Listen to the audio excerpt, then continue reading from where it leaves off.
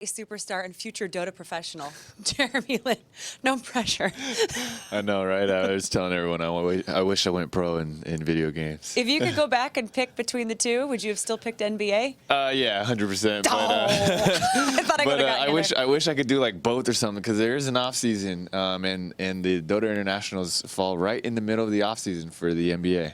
I want to know, like, the very first moment you discovered Dota. How old were you? The very first moment I discovered Dota, I was probably a sophomore in high school. My little brother and older brother were both playing, and I looked at them, and I looked at that thing, and I was like, that is really dumb. I'm never going to do that. Fast forward a year, and I was just absolutely hooked, and I've been playing ever since. So it's been 11 years. Walk me through how you get from what the heck to totally hooked, because I'm at the stage that you were at a long time ago, which is what is happening, but it's exciting. What do I do? Yeah, so actually it wasn't even exciting to me at that time. I was just like, this looks, the graphics were different back then. Right. It just looked like a bunch of little alien. Because this was Dota 1 that you first started in. Yeah. And so I was just like, all right, this is just getting ridiculous. I always loved video games, but I didn't, playing on the computer was kind of new to me. I was always like Nintendo 64. But then I was like, man, they really like this game, and they kept telling me, you got to try it. So I just tried it, and then I just absolutely loved it. What was it like when you made the transition to Dota 2? It wasn't bad.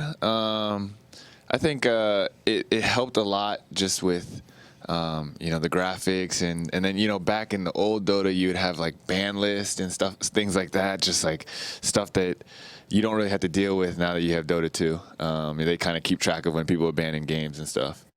Do you like the challenge of Dota? You went to Harvard. I'm assuming you are a lot smarter than I am.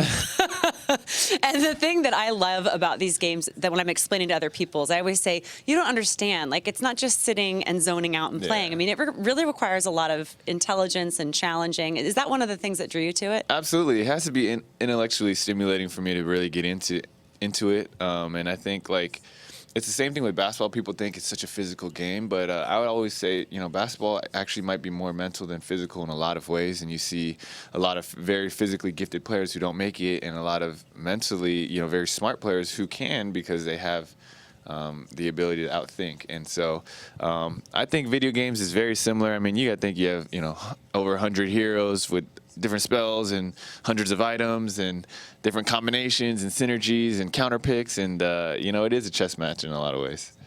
Least favorite hero to play? Keeper of the Light. How come? It's just boring. You just sit in the back and charge up your thing, and I don't know. Not that fun. That's kind of the only one I know how to play.